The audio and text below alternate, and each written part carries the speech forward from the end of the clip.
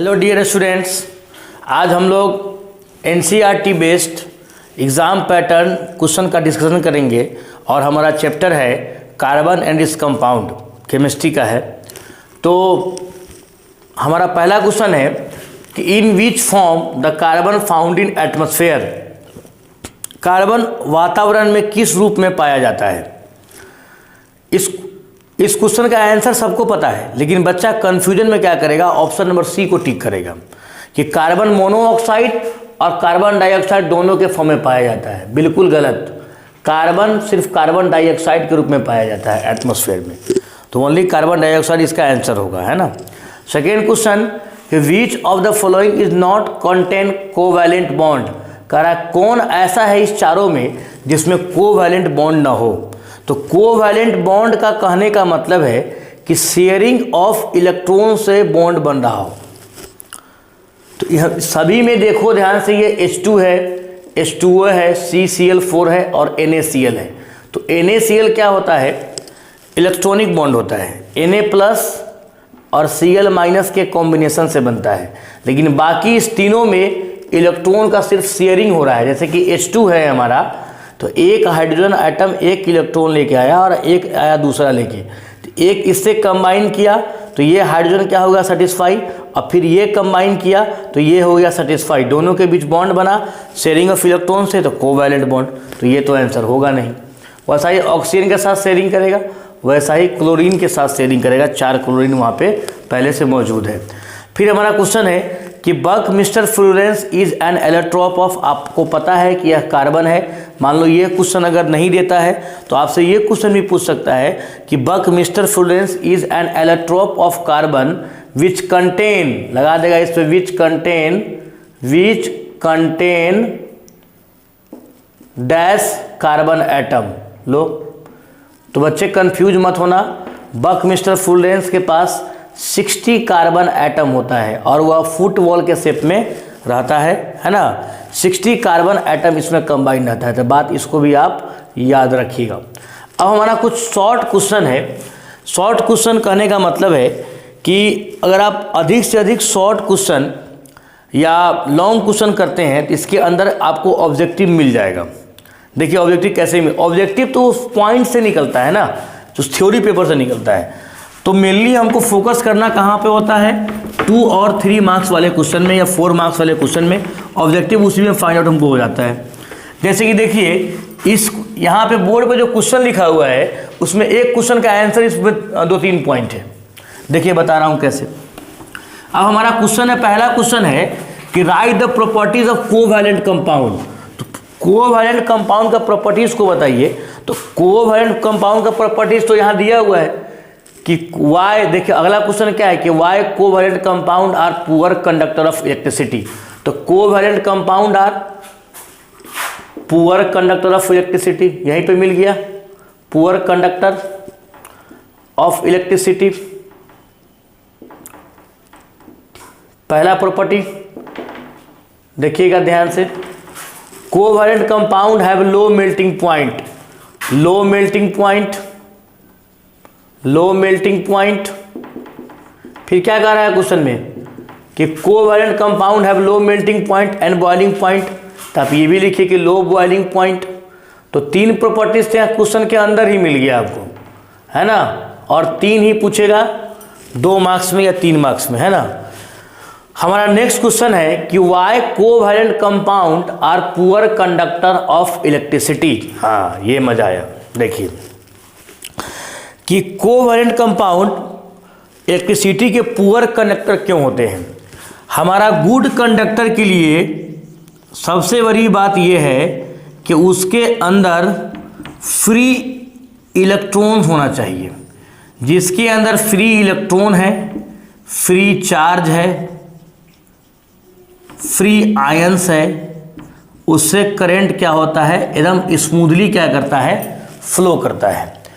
इस बॉडी के अंदर कोवैलेंट कंपाउंड के अंदर आपको फ्री आयंस नहीं होता है, फ्री चार्ज नहीं होता है। क्यों नहीं होता है, बिकॉज वो तो खुद शेयरिंग करके बना रहा है। जैसे कि अभी H2 बना है तो एक H एक इलेक्ट्रॉन लेके और एक H एक इलेक्ट्रॉन लेके, तो ये H आपस में इससे कंबाइन किया और अपने आप को सेटिस्फाई किया, तो ये भी इससे क्या किया, मांग लिया, और ये भी क्या किया, अपने आप को सेटिस्फाई किया।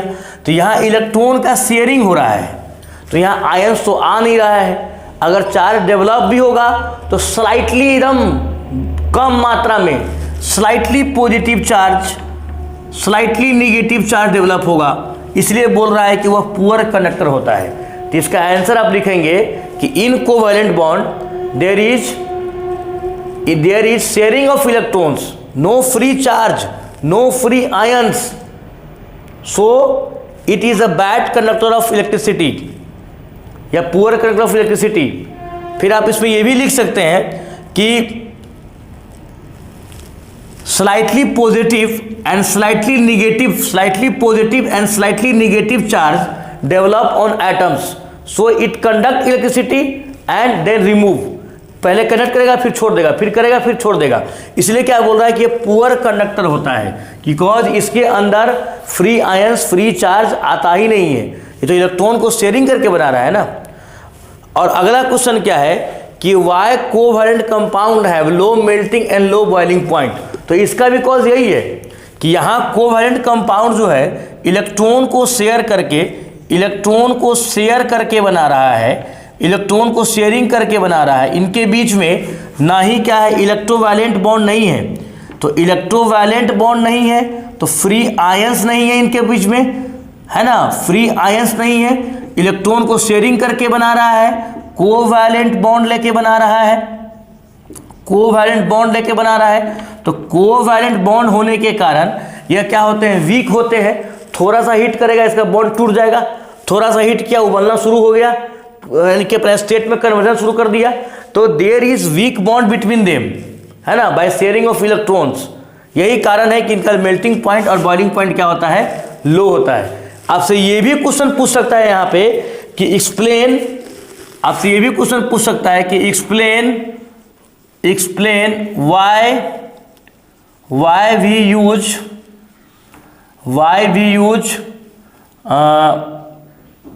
why we use carbon and it compound, जो भी कंपाउंड यूज में आता हो इन फ्यूल। कह रहा है कि क्या कारण है कि कार्बन या उसके कंपाउंड का यूज हम फ्यूल के रूप में करते हैं, ईंधन के रूप में करते हैं, व्हीकल्स के ईंधन के रूप में। तो आप इसका आंसर लिखेंगे कि कार्बन जो है रिएक्शन करता है, मान लीजिए ऑक्सीजन के साथ, मान लीजिए कार्बन क्या किया, रिएक्शन किया ऑक्सीजन के साथ, तो बनाया क्या, CO2 बनाया और हीट बनाया और लाइट बनाया। तो यह क्रिया यह जो प्रोसेस है, यह प्रोसेस स्पॉन्टेनियस होता है। ऑक्सीजन आया, कार्बन आया, साथ में कंबाइन किया, CO2 बनाया, हीट प्रोड्यूस किया, लाइट प्रोड्यूस किया। तो यह स्पॉन्टेनियस प्रोसेस है। जिस कार्बन में ये टेंडेंसी है कि ये स्पॉन्टेनियस प्रोसेस करना शुरू कर देता है ना। एक बार आप इसको कर दीजिए, उसके बाद ये स्वतः क्या करेगा, इसका जितना एटम आएगा आपस में करना शुरू कर देगा और ह्यूज अमाउंट में हीट एंड लाइट को क्या करेगा, प्रोड्यूस करेगा। यही कारण है कि हम गाड़ी को जब एक बार स्टार्ट कर देते हैं, पेट्रोल इंजन हो या डीजल इंजन हो, तो एक बार गाड़ी को स्टार्ट कर दिए तो उसके अंदर तेल भरा हुआ है, तो जब तक उसमें तेल है तब तक उसका क्या होगा, कंबसन होते रहता है तेल का, और उससे एनर्जी मिलते रहता है और गाड़ी हमारा क्या होता है, चलते रहता है ना। तो क्या नेचर है, तो कार्बन का नेचर है कि एक बार प्रोसेस शुरू हो गया तो लगातार जब तक तेल खत्म ना होगा तब तक गाड़ी चलता ही रह जाएगा, है ना। स्पॉन्टेनियस गुना नहीं है कारण। तो यही कारण है। और बॉन्ड भी कौन सा बनाता है, तो कोवैलेंट बॉन्ड बनाता है। तो कोवैलेंट बॉन्ड होने के कारण थोड़ा ही सा इसको कंबसन हुआ कि इसका आपस में क्या हुआ, पेट्रोल जलना शुरू हो गया, बॉन्ड टूटना अलग हो जाएगा तब ना वो अलग होकर जलना शुरू हो जाएगा, कुछ प्रोसेस तो कमज़ोर होता है। तो यही कारण है कि इसका यूज़ हम करते हैं, है ना। फिर हमारा नेक्स्ट क्वेश्चन है कि carbon is an element which have tendency to form compound with many elements, right an example of compound with chlorine and oxygen.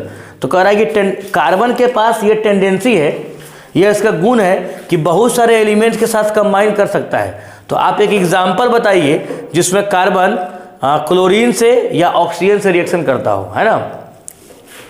तो देखिए, तो क्लोरीन से देखिए कार्बन का वैलेंसी कितना होता है, कितना इसको इलेक्ट्रॉन चाहिए? 4, बिकॉज कार्बन C6 2,4 4 इलेक्ट्रॉन को शेयर करेगा, तो कितना क्लोरीन चाहिए इसको? 4 क्लोरीन चाहिए, है ना, बिकॉज Cl के पास क्लोरीन 2,8,7 एक ही है और इसके पास 4 है, इसको एक कम रहा है ना, उसको 4 चाहिए, तो कार्बन के लिए पर डिपेंड करेगा ना, तो कितना क्लोरीन चाहिए? 4 क्लोरीन चाहिए, तो यहाँ बना दो Cl Cl Cl CCl4 carbon tetrachloride, क्या हो जाएगा एग्जाम्पल? Carbon tetrachloride. फिर क्या कह रहा है क्वेश्चन में हमारा कि ऑक्सीजन के साथ बना के दिखाओ, तो वेरी सिंपल, ऑक्सीजन के साथ कार्बन डाइऑक्साइड, एक ऑक्सीजन कितना? 2 है, 1 और 1 2, और कार्बन कितना है? 1, तो कार्बन के पास कितना? 4, तो 2 यहाँ लगा दो और 2 यहाँ लगा दो, 4। ऑक्सीजन के पास कितना होगा? देखो ऑक्सीजन 2,6 6 इलेक्ट्रॉन, 8 होता है एटॉमिक नंबर ना, 2,6, तो 2 लास्ट में कितना करेंगे? 4 लास्ट इलेक्ट्रॉन कितना? 6 है, तो 4 यहाँ लगा दिए, 2 आगे 6, फिर 2 यहाँ पे, तो 2 इसका यहाँ पे, 4 पीछे। अब ये ऑक्सीजन क्या करेगा? आपस में कंबाइन करेगा कार्बन के साथ, देखो सॉरी, इस ऑक्सीजन का ऑक्टेट पूरा हो गया, 6 2 8 आ गया, यह ऑक्सीजन भी अपना ऑक्टेट पूरा करेगा, तो कार्बन बोलेगा तुम दोनों को हम दिए, तुम तो लेंगे नहीं, तुम दोनों से लेंगे हम, तो 4 और 4 8 ले लिया, इसे कंबाइन करके क्या बनाया? C, एक बॉन्ड डबल बॉन्ड O, और एक bond double bond O, CO2, क्या बनाया? CO2। ओके ओके, हमारा नेक्स्ट क्वेश्चन है कि what is homologous series, give an example and explain. तो एक ही परिवार का 2 मेंबर, 2 भाई, एक ही परिवार का 2 भाई और दोनों के बीच का डिफरेंस हो 1 कार्बन एटम और 2 हाइड्रोजन एटम, बोलेंगे होमोलोगस सीरीज। कह रहा है कि मान लो हम अल्केन ग्रुप का कोई मेंबर लेके चल रहे हैं, 2 मेंबर, दोनों एक ही ग्रुप का होना चाहिए। पहला बात कि दोनों एक ही ग्रुप का होना चाहिए, एक ही ग्रुप का। अल्केन है तो अल्केन ही होना चाहिए, अल्कीन है तो अल्कीन ही होना चाहिए, अल्काइन है तो अल्काइन ही होना चाहिए। दोनों में एक ही फंक्शनल ग्रुप होना चाहिए, एक ही फंक्शनल ग्रुप होना चाहिए। और दोनों में तीसरा बात कि दोनों में सिमिलर केमिकल प्रॉपर्टीज होना चाहिए, सिमिलर केमिकल प्रॉपर्टीज होना चाहिए, है ना, दोनों में सिमिलर केमिकल प्रॉपर्टीज होना चाहिए। और चौथा बात कि दोनों का difference CH2, 1 carbon atom 2 hydrogen atom होना चाहिए, तो हम बोलेंगे कि होमोलोगस सीरीज है। अन्यथा नहीं। कंडीशन क्या क्या है कि एक ही ग्रुप का होना चाहिए, चाहे वो अल्केन हो, अल्कीन हो या अल्काइन हो या कोई भी फंक्शनल ग्रुप लगा हो, एक ही फंक्शनल ग्रुप उसमें लगा होना चाहिए, या तो नहीं लगा हो, लगा हो तो सेम लगा हो, सिमिलर केमिकल प्रॉपर्टीज होना चाहिए। और चौथा बात कि दोनों के बीच का डिफरेंस कितना हो, 1 carbon atom 2 hydrogen atom. Example में ले लीजिए मीथेन, इथेन ले लीजिए, C2H6CH4 घटाओ, 2 में से 1 गया, 1 कार्बन एटम, 6 में से 4 गया, 2 हाइड्रोजन एटम। होमोलोगस सीरीज, बोलो यस या नो। दूसरा ले लो butane, pentane, C5H12 butane, C4H10 घटाओ, 5 में से 4 गया 1, अब 12 में से 8 गया 12 है, C4H10 12 में से 10 गया 2, CH2 आया होमोलोगस सीरीज। तो ये आपका एग्जांपल हुआ होमोलोगस सीरीज का कि एक ही ग्रुप का होना चाहिए, है ना। ओके, देखिए हमारा नेक्स्ट क्वेश्चन है कि explain why carbon has huge number of compounds. कह रहा है कि कार्बन के इतने सारे कंपाउंड क्यों है। तो कार्बन के पास कुछ प्रॉपर्टी है जिसके कारण वह सभी अधिकतर एलिमेंट से क्या करता है, कंबाइन कर लेता है और उसका कंपाउंड का फॉर्मेशन करता है। पहला प्रॉपर्टी है कि कैटेनेशन प्रॉपर्टी। कैटेनेशन प्रॉपर्टी कहने का यह मतलब है कि self linking carbon atom, self linking carbon atom, इसका ये कहने का मतलब है कि एक कार्बन एटम दूसरे कार्बन एटम के साथ खुद ब खुद क्या करेगा, जुड़ता हुआ चला जाएगा, और इसको हम बोलेंगे सेल्फ लिंकिंग कार्बन एटम। तो इसको हम बोलते हैं कैटेनेशन प्रॉपर्टी। और इसी कैटेनेशन प्रॉपर्टी के अंदर क्या आता है, सेल्फ लिंकिंग के अंदर आ गया आइसोमेरिज्म, अपना स्ट्रक्चर को चेंज कर लिया, फिर से कंपाउंड उसी कंपाउंड का दूसरा स्ट्रक्चर बना हुआ चला गया। दूसरा प्रॉपर्टी है इसके पास कि कार्बन क्या होता है, टेट्रावैलेंसी होता है ना, कार्बन इज टेट्रावैलेंट। टेट्रावैलेंट कहने का मतलब है कि इसका वैलेंसी कितना है, 4, इसको 4 एटम या इलेक्ट्रॉन चाहिए आपस में कंबाइन करने के लिए। 4 से कंबाइन करेगा तो ही फिर क्या करेगा, अगले सी से क्या करेगा, कंबाइन करेगा। मान लो एक सी आया, दूसरा सी आया, तो इसको भी फिर 4 चाहिए, है ना। फिर ये सी आया तो इसको भी 4 चाहिए, फिर ये सी आया तो इसको भी 4 चाहिए। तो दो तो कंबाइन करते हुए निकल रहा है, 2 घट रहा है यहाँ पे, है ना। देखो पहला वाला को कितना चाहिए, 1 2 3, दूसरे वाले को 2, फिर 2, फिर 2, फिर लास्ट में जो आएगा उसको 3 चाहिए, है ना। तो कार्बन इज टेट्रावैलेंट, हमेशा कितना से कंबाइन करेगा, 4 से। मान लो ये कार्बन को का एग्जाम्पल हम देते हैं, तो एक यहाँ कंबाइन कर रहा है, एक यहाँ कंबाइन कर रहा है, 2 घट रहा है, 2 हाइड्रोजन लगा देंगे, ये क्या हुआ, सेटिस्फाई हो गया, है ना।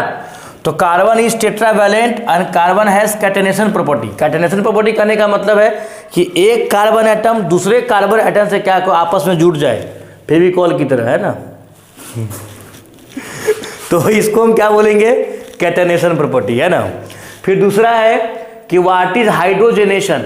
हाइड्रोजनेशन क्या होता है कि जब हमको वेजिटेबल घी बनाना होता है ना, वेजिटेबल घी फैक्ट्री वगैरह में बनता है, तो वेजिटेबल ऑयल को हम हाइड्रोजन के प्रेजेंस में क्या करते हैं, ऐड करते हैं, रिएक्शन करवाते हैं। जैसे कि वेजिटेबल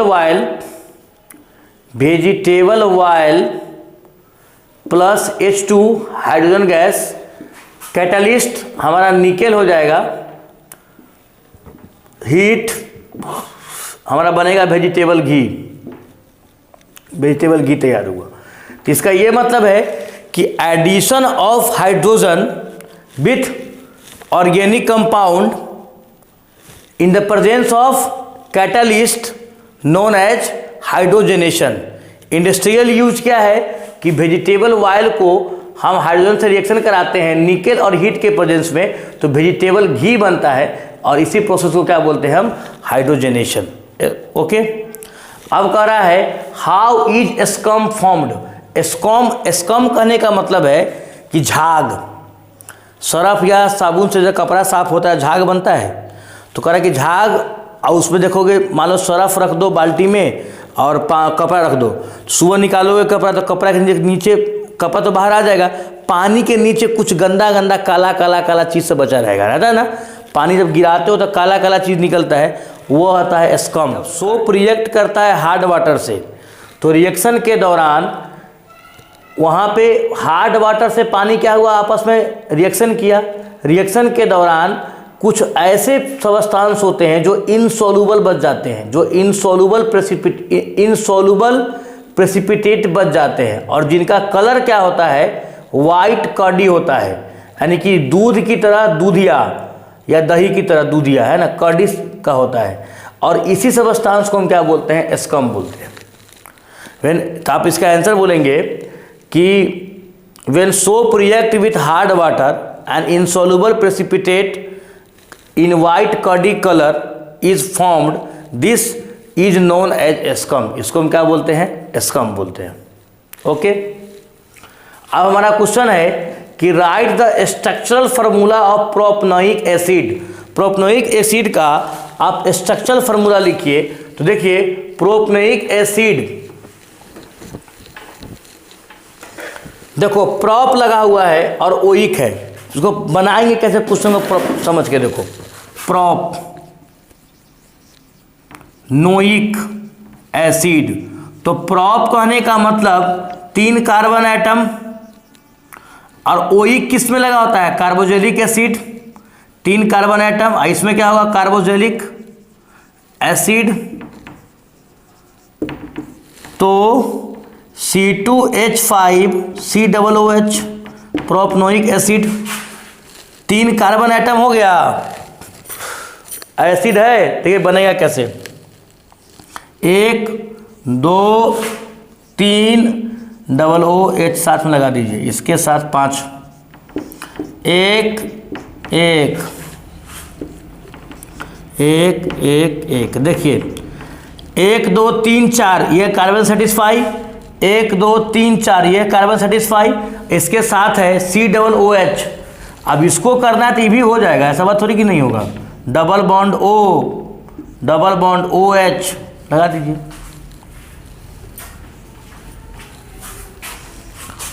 OH, हाँ double bond hydroxyl ion O के साथ फिर H लगा देगा, हो गया। या इसको आप डायरेक्ट क्या करो, ऐसे लिखो एग्जाम में तो भी क्या है, बिल्कुल सही है, COOH कार्बोजेलिक एसिड का है, पढ़े होगे तुम लोग, carboxylic acid single bond COOH। Okay, देखिए हमारा नेक्स्ट क्वेश्चन है कि व्हाट इज सोपनिफिकेशन रिएक्शन। सोपनिफिकेशन रिएक्शन किसको बोलते हैं, आसान भाषा में साबुन बनाने वाला रिएक्शन को बोलेंगे सोपनिफिकेशन रिएक्शन। एक ऐसा रिएक्शन जिसमें साबुन तैयार होता हो प्रोडक्ट के रूप में, क्या बोलेंगे उसको हम, सोपनिफिकेशन रिएक्शन। तो ये बनता कैसे है, तो बोलता है कि ईस्टर CH3COOCH3 जब सोडियम हाइड्रोक्साइड से रिएक्शन करता है तो इसके रिएक्शन के दौरान CH3COO माइनस Na+ और CH3OH यानी कि ये मेथेनॉल का फॉर्मेशन होता है, और ये जो हमारा है यही क्या है, हमारा क्या है, सोप है, और ये साबुन बना है ना। तो कह रहा है जब ईस्टर सोडियम हाइड्रोक्साइड से रिएक्शन करता है तो इसके रिएक्शन के फलस्वरूप प्रोडक्ट के रूप में हमारा सोप और मेथेनॉल प्राप्त होता है, और इसके होल प्रोसेस को हम क्या बोलते हैं, सोपनिफिकेशन रिएक्शन। अब हमारा क्वेश्चन है कि what is glacial acetic acid. Glacial acetic acid हम किसको बोलते हैं, तो प्योर इथेनोइक एसिड, ऐसा एसिड जो प्योर इथेनोइक एसिड हो, प्योर इथेनोइक एसिड को हम बोलते हैं ग्लेशियल एसिटिक एसिड, और इसका मेल्टिंग पॉइंट 290 केल्विन होता है।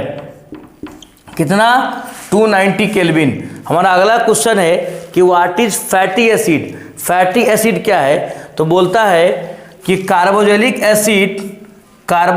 एसिड का मेंबर होना चाहिए, कार्बोजेलिक एसिड का मेंबर होना चाहिए, और मेंबर में मोर देन 15 कार्बन एटम होना चाहिए, मोर देन 15 कार्बन एटम होना चाहिए। तो उस एसिड को हम क्या बोलेंगे, फैटी एसिड। कार्बोजेलिक एसिड का मेंबर होना चाहिए और उसमें कार्बन की संख्या 15 से अधिक या 15 होना चाहिए, तो उसको उस एसिड को हम क्या बोलते हैं, फैटी एसिड बोलते हैं। ओके स्टूडेंट्स, आप बोर्ड बेस्ड जितने भी पार्ट का वीडियोस आपके पास आ रहा है, पहले तो आप चैनल को सब्सक्राइब कर लीजिए जिससे आपको, और नोटिफिकेशन को ऑन कर लीजिए जिससे आपको वीडियो अपलोड होगा तो पता चल जाएगा।